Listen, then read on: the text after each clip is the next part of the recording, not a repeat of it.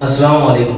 3 अप्रैल रात 1:47 पे वक्फ amendment bill pass कर दिया गया, जिससे कि तमाम ही मुसलमानों में गुस्सा आ गया। यानी कि भाई जिस चीज के लिए न जाने कितने दिनों तक इन सब लोगों ने एक नाटक रच के रखा। शायद आप लोग भूल रहे हैं, मेल के जरिए हमको विरोध जताना था सरकार को, लेकिन लाखों मेल्स जाने के बाद, लाखों करोड़ों मेल्स जाने के बावजूद भी जब आपको फैसला यही लेना था तो फिर ये सब क्यों? सवाल तो ये पैदा।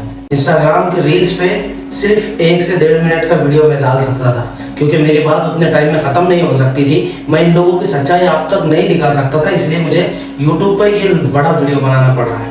अब हमारे देश का कानून हर एक को इजाजत देता है कि अगर कोई चीज सरकार की पसंद ना आए तो उसका विरोध कर सकते, उसके लिए प्रोटेस्ट कर सकते।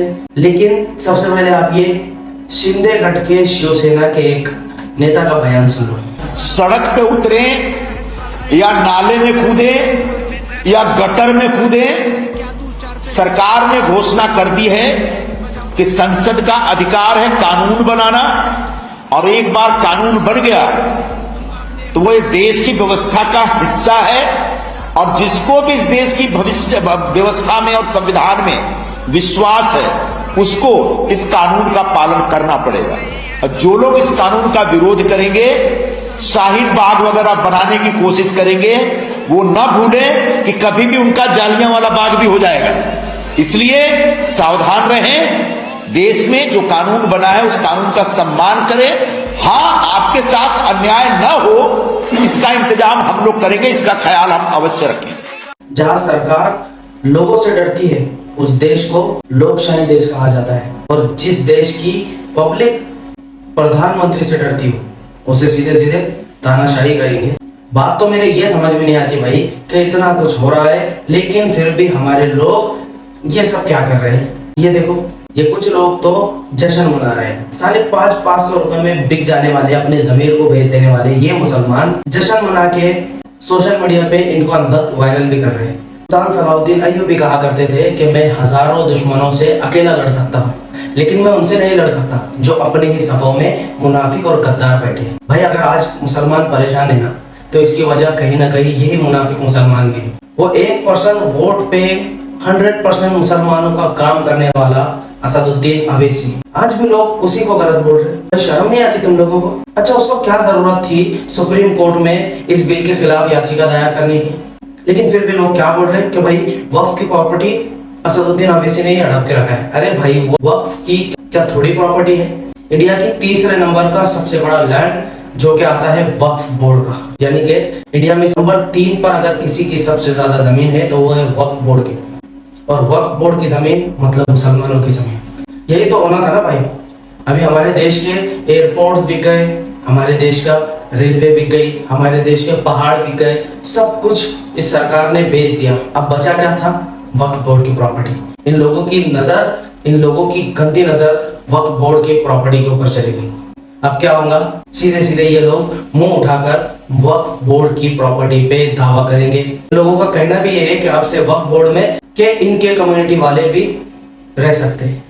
तो भाई मैं एक कहना चाहूंगा कि मुसलमानों ने कभी कहा है तिरुपति मंदिर के कमेटी में किसी मुसलमान को दाखिल करो? क्या हमने कभी कहा है कि साईं बाबा कमेटी में कभी मुसलमान को दाखिल करो? क्या हमने कभी किसी मंदिर की कमेटी में मुसलमानों को दाखिल होने को कहा? क्या किसी मुसलमान ने इसके लिए आवाज उठाई? नहीं। लेकिन भाई अब वक्फ कमेटी में ये लोग भी रहेंगे। और भाई क्यों लोग हम मुसलमानों का साथ नहीं देते? क्यों ये लोग खुलेआम देख रहे हैं कि संविधान को बदला जा रहा है? संविधान के हिसाब से तो इस देश में चल भी नहीं रहा है ना भाई, सीधी सीधी तानाशाही। इन लोगों ने अगर सोच लिया इस मस्जिद पर बुलडोजर चलाना है तो उस मस्जिद पे बुलडोजर चल जाएगा। इन लोगों ने अगर सोच लिया किसी कब्रिस्तान को तोड़ना है तो वो कब्रिस्तान को तोड़ दिया जाएगा। इन लोगों ने अगर सोचा कि मुसलमानों को सीएए और एनआरसी लागू करना है तो वो लोग तो लागू ही कर देते। तो भाई संविधान कहाँ गया? इस देश की लोकशाही कहाँ गई? इस देश में सिर्फ और सिर्फ ये तानाशाही नहीं है। अगर इसको तानाशाही नहीं कहोगे तो मैं कहूंगा आपका भी जमीर मर चुका है। और लोग अभी बहुत खुश हो रहे होंगे ना भाई मुसलमानों की वक्फ की प्रॉपर्टी को अब भी ये लोग यूज करेंगे। कल जो जुमा के नमाज के बाद यूपी और मुजफ्फरनगर और गुजरात के अहमदाबाद से खबरें आई है वो भी अच्छी नहीं है। हम मुसलमानों को इस देश के संविधान पे भरोसा रखना होगा, हमको इस देश के सुप्रीम कोर्ट पे भरोसा रखना होगा। असदुद्दीन अवैसी लड़ तो रहा है ना भाई, तब तक हम लोग दुआ तो जरूर करेंगे और इस बिल का हर तरह से विरोध करेंगे। लेकिन कुछ लोग इसी बहाने इसी चीज का वेट कर रहे हैं कि कब मुसलमान इस चीज को सड़कों पे उतरकर इसको दंगों की शक्ल दे दे। मैं अपने तमाम मुसलमान भाइयों से एक ही बात कहना चाहूंगा कि ऐसा कोई काम न करे जिससे हमारे देश का माहौल खराब हो। हमारा विरोध सरकार के उस काले कानून से है जो रात के अंधेरे में पास कर दिए गए। बाकी लोग अपने हैं, शहर अपना है, मुल्क अपना है। आखिर में तमाम मुसलमानों की तरफ से एक पैगाम सरकार को मेरा यही रहेगा कि किताब सादा रहेंगे कब तक, कभी तो आगाज बाब होगा। जिन्होंने बस्ती उजाड़ डाली कभी तो उनका हिसाब होगा। सुकूत सहरा में बसने वालों जरा रुतों का मिजाज समझो, अभी तो इतनी घुटन बढ़ेंगी कि सांस लेना अजाब होगा। प्लीज शेयर दिस वीडियो और हमारे चैनल टीम साजिद रिएक्ट को सब्सक्राइब जरूर करना। अस्सलाम वालेकुम।